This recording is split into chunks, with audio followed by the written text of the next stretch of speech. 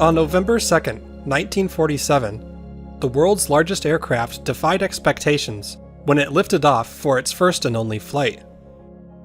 In the pilot's seat was aviator Howard Hughes, who had personally overseen the development of the wooden plane for the last 5 years. The gigantic H-4 Hercules had been called a boondoggle, a flying lumberyard, a Spruce Goose. While it had missed its opportunity to play a role in World War II, Hughes had pressed on to finish the plane's construction. Now in the harbor of Long Beach, California, he was proving to the world that the aircraft could indeed fly. After shocking the world with this historic achievement, the eccentric Hughes had the plane secluded in a climate-controlled hangar. Here it would be hidden away from public view for over 30 years.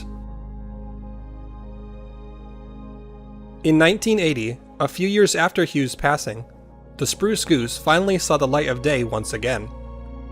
It was soon given a new home in Long Beach, put on public display for the very first time.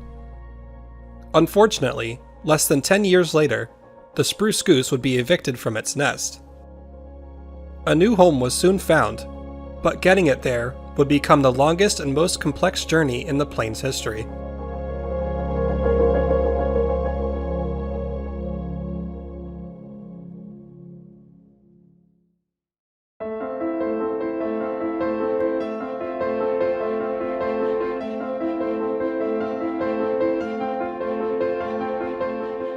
From 1983 to 1992, visitors to Long Beach could enjoy a pair of unique tourist attractions. One of these was the historic ocean liner, the Queen Mary. The ship had been an icon of Long Beach since the early 70s, but it would soon be joined by a new neighbor, the Spruce Goose. The plane was housed in a specially built geodesic dome, made of aluminum and standing 12 stories tall. Both attractions were operated by the Rather Corporation for a few years, until the company was acquired by Disney in 1988. Rather had originally built the Disneyland Hotel in Anaheim in 1955, and they had refused to sell it to Disney for over 30 years. So Disney eventually just bought out the company entirely. Not only did this give them full ownership of the hotel, but they now owned Rather's extensive land plot in Long Beach. Disney wasted no time in developing a plan for the area, and in July of 1990, they announced a massive new development called Port Disney. This called for hotels, shopping, and a whole new theme park called Disney Sea. But while the Queen Mary was included in these plans, the Spruce Goose was conspicuously missing.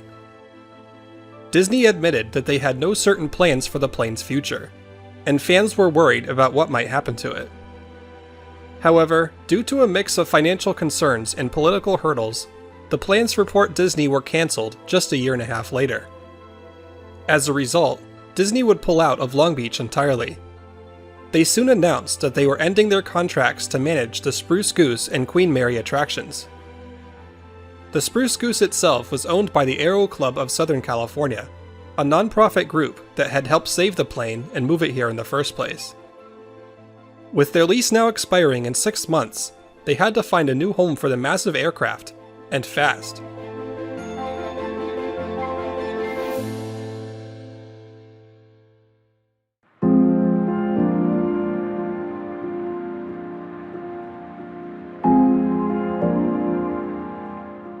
Within a couple of months, the Aero Club had narrowed down 6 potential locations to send the Spruce Goose. There were interested parties in Oceanside, California, Las Vegas, Nevada, Tampa, Florida, Miami, Florida, Tillamook, Oregon, and McMinnville, Oregon.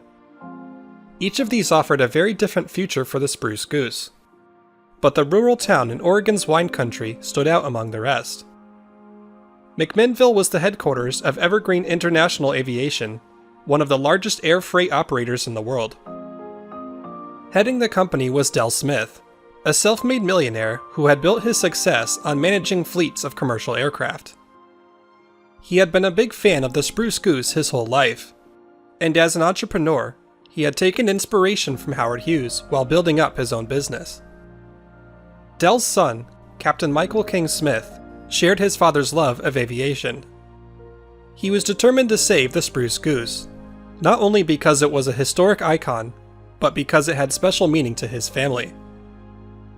Captain Smith worked up a proposal for Evergreen to acquire the plane and make it the centerpiece of a new museum. On July 9, 1992, the Aero Club voted unanimously to send the Spruce Goose to McMinnville. Their group's president said, "We felt the most substantial proposal was from Evergreen, which operates aircraft and helicopters worldwide, and already has a large collection of historic aircraft." In a way, the Spruce Goose would also be returning to its roots. The plane was actually made of birch wood, and this birch had originally come from a mill in Toledo, Oregon in the 1940s. The plane's new home would be just an hour and a half away from where it all began. Some of McMinnville's residents were nervous about bringing a big tourist attraction to their small town, but others saw it as an opportunity to boost their local economy. Either way, there was little doubt that Evergreen would give the historic plane the care and respect it deserved.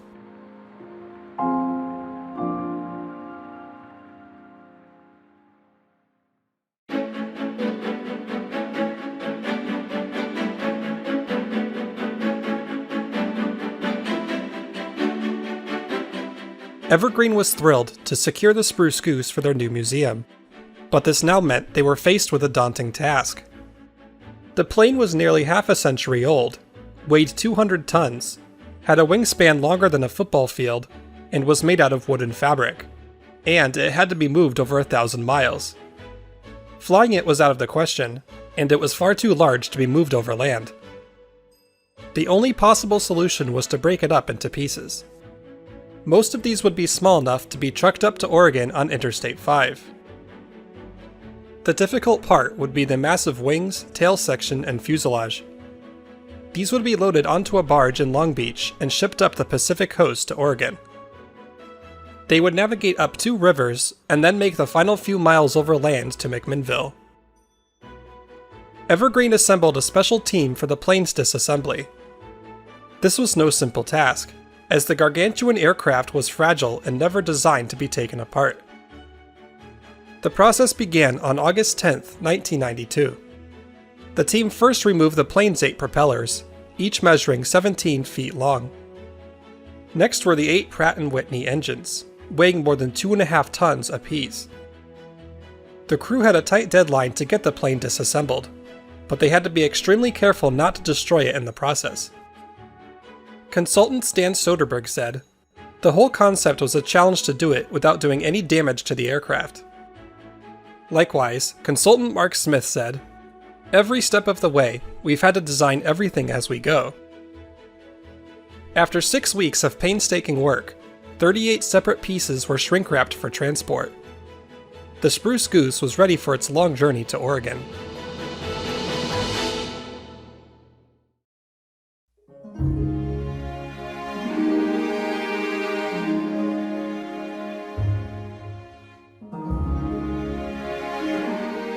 Moving the plane's oversized parts would require a specialized logistics team.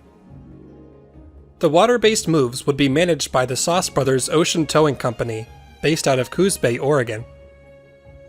The land-based moves would be coordinated by Emmer International, based out of Clackamas, Oregon.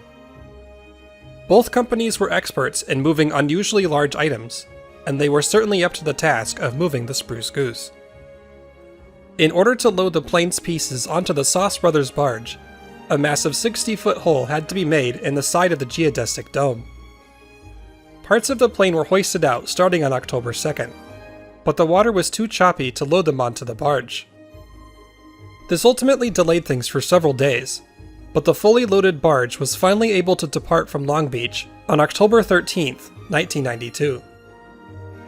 Despite the delays, the 1,100-mile voyage up the Pacific coast went smoothly, and the crew was able to make better time than expected. As they reached Astoria, Oregon on the evening of October 17th, a big rainstorm was on the horizon. The crew wanted to get the plane across the dangerous Columbia River Bar before the storm set in, so they made the unusual decision to cross it in the middle of the night.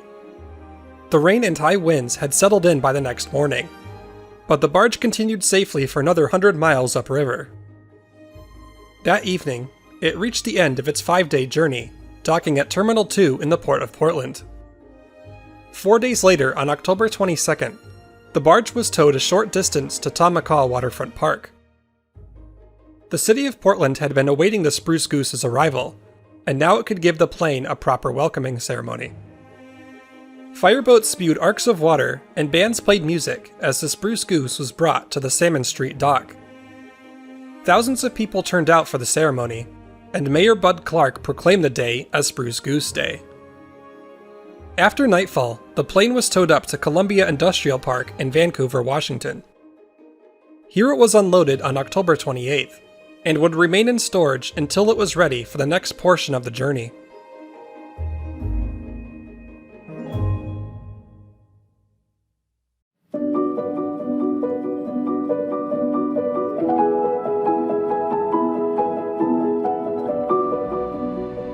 While the trip to Portland went without a hitch, the crew had a much more complex operation ahead of it.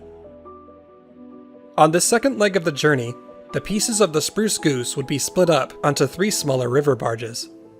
They would travel 60 miles south along the Willamette River, passing under 17 bridges and squeezing through the Willamette Falls locks in Oregon City. At the end, the barges would unload at Weston Bar, a few miles east of McMinnville. Making the move even more complicated was the fact that the river levels had to be just right. If the water was too high, the oversized loads wouldn't be able to fit underneath the bridges. Too low, and the barges couldn't be safely loaded and unloaded. The river was currently too low for safe passage, so the team now had to wait for seasonal rains to raise the water levels. This was only expected to take a couple of weeks, but it would be almost 2 months before the conditions were right. The barge carrying the tail section shoved off from Vancouver on the morning of December 16th. Throughout that day, it navigated 34 miles, passing under 14 bridges and through the Willamette Falls locks. The next day, on December 17th, the fuselage departed from Vancouver and began the same journey. A crowd gathered at Willamette Falls to watch the iconic plane pass through the locks. At 180 feet long, it just barely had enough space to squeeze into the locks, which were only 185 feet long. This set the record for the longest load to ever pass through the locks. The next day, the 2 barges continued the journey together for another 33 miles. When they reached Weston Bar, the barges were soon unloaded. However, getting the wings up the river would be a different story. While the river levels had previously been too low, the recent rains had now made them too high. The wings didn't have enough clearance to fit under the Oregon Route 219 bridge near Newburgh, so the crew had to play the waiting game yet again. Christmas and New Year's came and went, and in late January of 1993, the barge carrying both wings was finally able to make its way upriver. It set another record at the locks, this time as the tallest load to ever pass through. When the barge reached the Route 219 bridge, there was just 1 foot of clearance for it to barely squeeze underneath. The barge reached Weston Bar on January 27th, reuniting the plane's parts for the first time in over a month. Now the crews could prepare them for the third and final leg of the journey to McMinnville.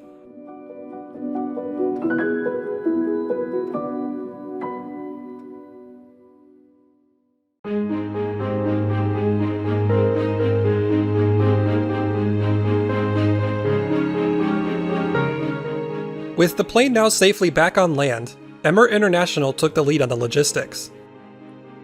They were responsible for the shortest and most delicate part of the journey, trucking the Spruce Goose 7.5 miles to its final destination at Evergreen headquarters. This was easier said than done. The plane would need to be slowly inched down country roads, carefully swinging around numerous sharp corners. The company's president, Terry Emmert, said, "There are very tight tolerances, less than 1/4 of an inch in some places. All traffic will be detoured. Power lines will have to be lowered." By mid-February, the 4 pieces of the plane had been loaded onto specialized hydraulic dollies, forming a caravan 1/4 of a mile long.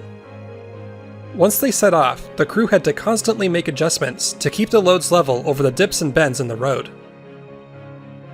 The caravan covered 4 miles on February 25th, reaching the end of Palmer Creek Road. The next day, they moved another 2 miles to Crookshank Road. Evergreen's headquarters was now just a mile away. On the morning of February 27, 1993, Highway 18 was shut down to traffic.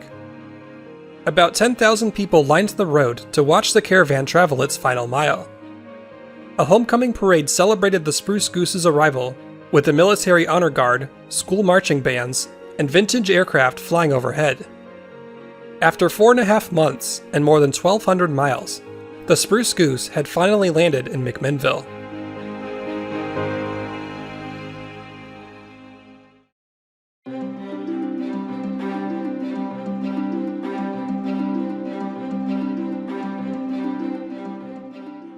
Evergreen's staff turned their attention to building the museum to display the Spruce Goose. Temporary shelters were constructed behind their headquarters to store all of the pieces of the plane. These were essentially modified greenhouses that kept the plane in a climate-controlled state until it could be reassembled. The museum was expected to open in a few years, but as time went on, Evergreen struggled to come up with the funding to build it. Then, in 1995, Captain Michael King Smith was tragically killed in an automobile accident at the age of 29. The museum had lost its biggest advocate, and progress came to a standstill.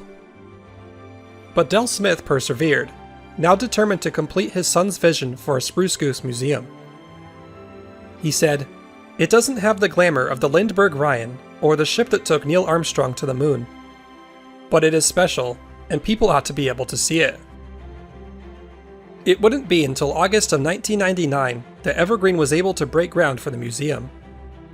The 180,000 square foot building would be built just across the highway from the company's headquarters. Meanwhile, more than 70 volunteers started restoring the Spruce Goose's parts in preparation for its reassembly. Old paint was carefully scraped off by hand. Sheets of old cloth were torn off and replaced on the wings and tail, and the whole plane was carefully sanded and repainted in its original silver color. On September 16, 2000, the Spruce Goose made the fourth and final move to its new home. Thousands of spectators watched as the plane's parts were carefully moved across Highway 18 and around the backside of the new museum building. The fuselage was secured in its 7-foot pit later that month, and by November, the enormous wings and tail section were reattached. In the spring of 2001, the 8 engines were reinstalled, and the propellers were repainted and reattached. At last, on June 6, 2001, the Evergreen Aviation Museum opened to the public. The Spruce Goose was back on public display, alongside 24 other rare vintage aircraft. While the plane had been mostly restored in time for the museum's opening, it still needed some final work. Later in the year, volunteers reattached the wing flaps, ailerons, and rudder. The final piece, the tail cone, was ceremoniously attached on December 7, 2001. Nearly a decade had passed since the plane was taken apart in Long Beach, but with its restoration complete, its journey to Oregon had come to an end. The Spruce Goose was finally home.